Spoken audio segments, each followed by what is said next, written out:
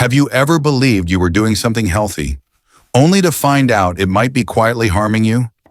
What if I told you that one of the most trusted doctor-approved fruits in America, something you may be eating every single day, could be silently stressing your kidneys if consumed the wrong way? I'm Dr. Mark Ellis, and what I'm about to share may completely change how you look at a simple apple.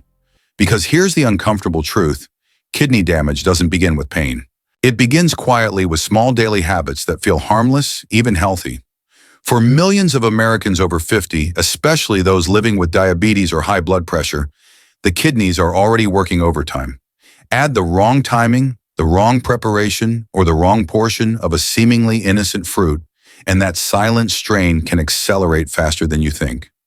I have seen patients shocked by rising creatinine levels asking me, "Doctor, how did this happen? I eat clean.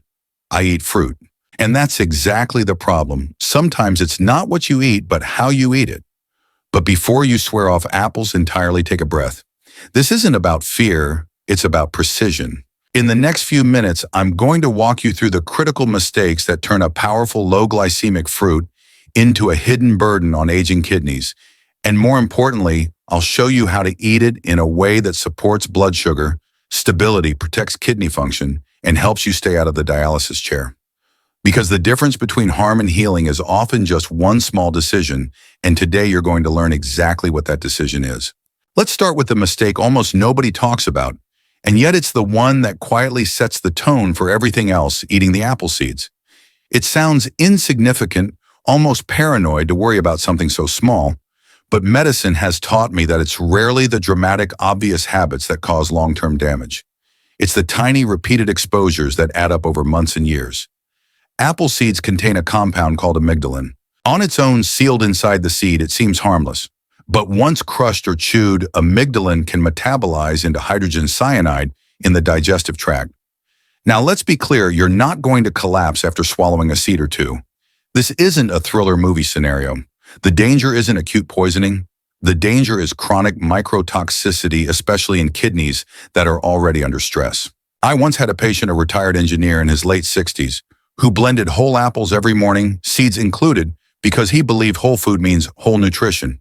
He had read online that seeds are natural medicine.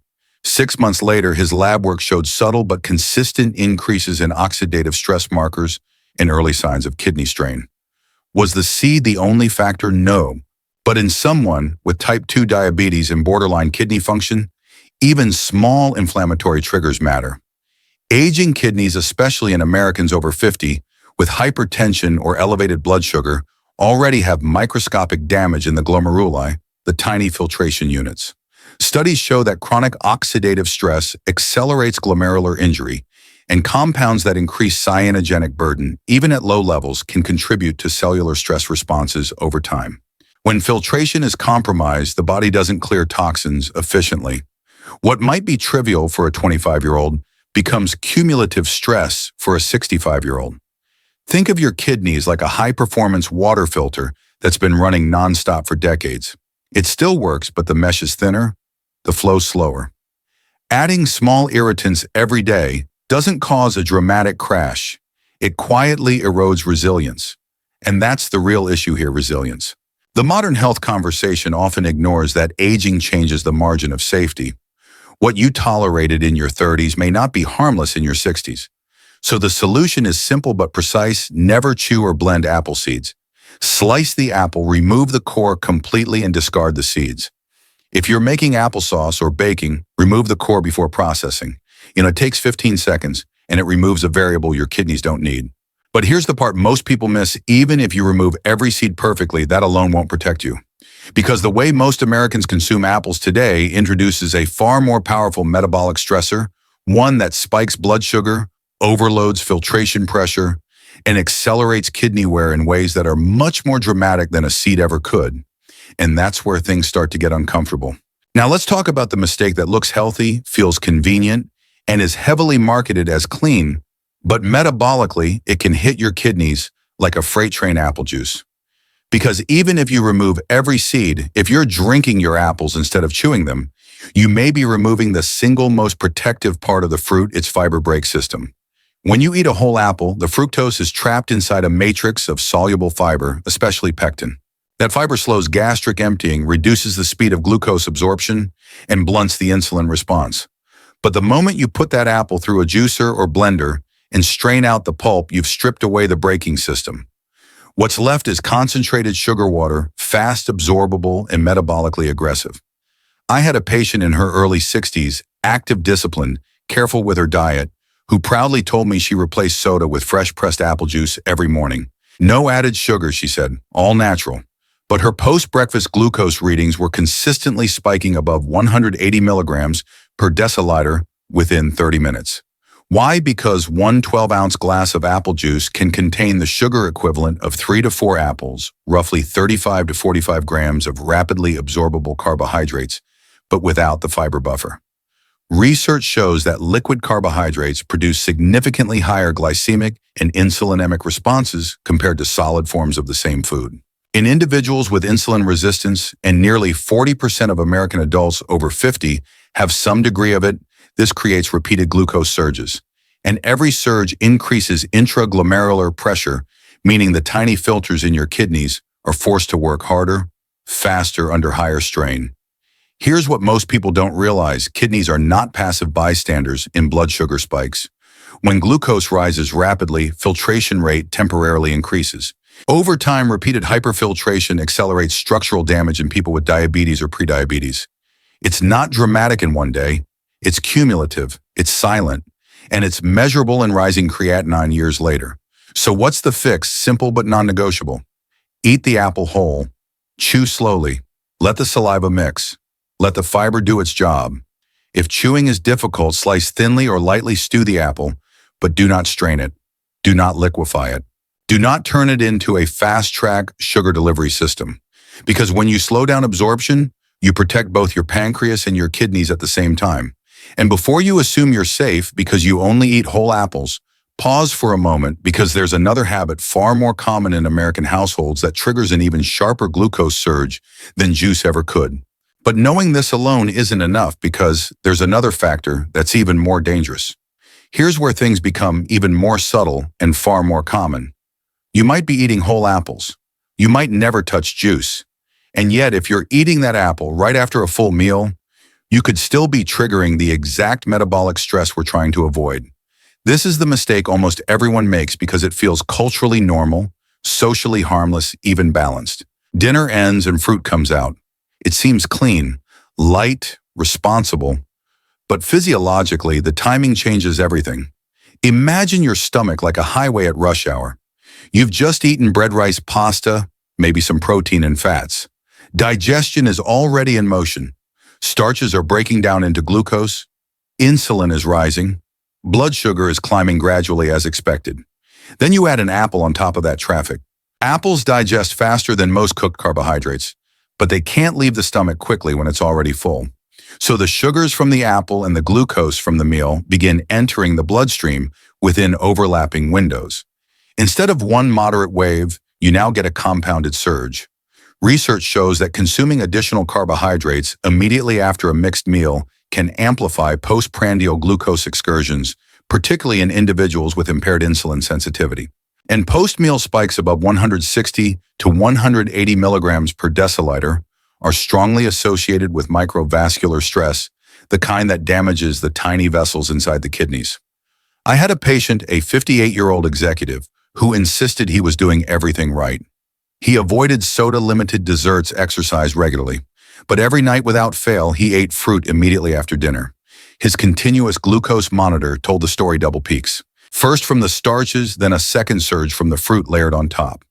Over time, his labs reflected early hyperfiltration changes. Not dramatic, not catastrophic. Just a steady drift in the wrong direction. And that's the danger. This habit feels harmless. It's not about the apple itself. It's about stacking sugars in a way your aging metabolic system can't buffer efficiently anymore. The solution isn't extreme, it's strategic timing. Eat your apple as a standalone snack at least 2 hours after a main meal, when blood sugar has stabilized and gastric emptying has normalized. Mid-morning. Mid-afternoon. Let it be its own event, not an add-on. This single shift flattens the glucose curve, reduces insulin volatility, and lowers transient filtration pressure in the kidneys. Have you ever noticed feeling bloated or unusually sleepy when you eat fruit right after dinner? That's not coincidence. That's physiology signaling overload. If this is something you've been doing, tell me in the comments because awareness is the first correction. But here's where the conversation becomes more serious. Even if you remove the seeds, avoid juice, and fix your timing, there's a physiological threshold that many Americans with early kidney disease don't realize they're crossing, and it has nothing to do with sugar at all. It has to do with minerals. And for some people, this next factor can be the tipping point between stability and rapid decline. But knowing this alone isn't enough because there's another factor that's even more dangerous. Now we arrive at the factor that most people underestimate because it doesn't cause immediate symptoms: potassium. Unlike sugar spikes, which you can sometimes feel as fatigue or thirst, elevated potassium can remain silent until it isn't. And when it finally announces itself, it can do so in the form of heart rhythm disturbances that no one sees coming. One medium apple contains roughly 180 to 200 milligrams of potassium. For a healthy adult with normal kidney function, that's manageable. The kidneys regulate potassium, efficiently filtering excess through urine. But for someone with stage 3 chronic kidney disease or beyond, that regulatory system is already compromised. I had a patient in his early 70s, active discipline, careful with sodium, who assumed fruit was always safe. He was eating 2 apples a day because they felt lighter than bananas or oranges. What he didn't realize was that his estimated glomerular filtration rate had quietly declined over the past 3 years. His potassium levels hovered near the upper limit of normal, 5.1, 5.3, occasionally 5.5 millimoles per liter. Nothing dramatic at first. But research shows that once potassium consistently exceeds 5.0 millimoles per liter, in CKD patients, the risk of arrhythmia and hospitalization rises significantly. Hyperkalemia doesn't announce itself with fireworks. It builds quietly, especially when dietary intake remains unchecked. Here's what makes this dangerous: potassium is essential for nerve conduction and cardiac rhythm. When levels climb too high, electrical signaling in the heart becomes unstable. In advanced cases, severe hyperkalemia can lead to life-threatening arrhythmias. And aging kidneys don't just filter slower, they lose adaptability. The margin of safety narrows. For individuals with diabetes, hypertension, or long-standing kidney strain, even moderate potassium intake must be calibrated. This isn't about fear, it's about personalization. If your kidney function is normal or mildly reduced, 1 apple per day is generally reasonable. If you're in stage 3 CKD, half an apple may be safer. If you're in stage 4 or on dialysis, fruit intake must be coordinated directly with your nephrologist. Numbers matter, labs matter, assumptions don't. So here's the solution: know your eGFR. Know your serum potassium. Adjust portion size accordingly. Nutrition is not one size fits all, especially after 50. And if you've never asked your doctor about your potassium trends, this is your sign to do it. Because ignoring mineral load while focusing only on sugar is like locking your front door but leaving the back window open. But even after correcting portion size, even after monitoring potassium carefully, there remains one final mistake that seems harmless, almost cosmetic, yet it may quietly strip away the very compound that protects your kidneys from oxidative stress. And this last one surprises almost everyone. But knowing this alone isn't enough because there's another factor that's even more dangerous. And now we come to the mistake that looks the most harmless of all, almost hygienic, even responsible. Yet it may be the one that quietly removes the very compound designed to defend your kidneys: peeling the apple. Most people peel apples out of fear of pesticides, wax contamination. I understand that instinct. But when you remove the skin entirely, you're not just removing residue. You're removing quercetin, one of the most powerful natural antioxidants concentrated in the apple's peel. And for aging kidneys under metabolic stress, antioxidants are not a luxury. They are protection. Quercetin has been studied for its anti-inflammatory and endothelial protective properties. Research suggests it helps reduce oxidative stress in vascular tissues and may protect the glomeruli, the microscopic filters inside your kidneys, from damage driven by chronic high glucose and hypertension. Oxidative stress is one of the core mechanisms behind diabetic kidney disease. Over time, elevated blood sugar increases reactive oxygen species, damaging capillaries and promoting protein leakage into urine. That's how microalbuminuria begins. And once that leakage starts, it can quietly progress. Removing the peel cuts out up to 50% of the apple's total quercetin content. So while you may feel safer peeling it, you may be discarding half of its therapeutic potential. I had a patient who did everything right, monitored blood sugar, walked daily, reduced sodium, but always peeled her apples to be safe. When we discussed nutrient density and protective compounds, she was shocked to learn that the peel held most of the protective value. After switching to properly washed, thinly sliced apples with the peel intact, she didn't just maintain stable glucose, her inflammatory markers improved modestly over time. Was the peel a miracle cure? No. But kidney protection is never about one dramatic fix. It's about stacking small protective habits consistently. So here's the balanced approach. Choose apples from reliable sources when possible. Rinse thoroughly under running water. Soak briefly in a baking soda solution. If you're concerned about residue, studies show this method can significantly reduce surface pesticide traces. Then slice thinly and eat the peel along with the flesh. Precision over fear, strategy over assumption. Because in kidney health, details matter more than trends. Now pause for a moment. Think about what we've uncovered. It wasn't about demonizing apples. It wasn't about eliminating fruit. It was about understanding that preparation timing, portion, size, and nutrient preservation determine whether a food becomes protective or harmful. And if you've stayed with me this far, it means you care about protecting your kidneys before damage becomes irreversible. Because the real power isn't in avoiding food, it's in mastering it. If there's one thing I want you to take away from today, it's this. You don't have to fear food, you just have to understand it. An apple is not your enemy. In fact, when eaten correctly, it can support blood sugar, balance, vascular health, and long-term kidney protection. The real danger lies in small repeated habits done the wrong way. And the good news, small corrections done consistently can protect your kidneys for years to come. That means removing the seeds, skipping the juice, choosing the right timing, adjusting portions based on your lab results, and keeping the peel after proper washing.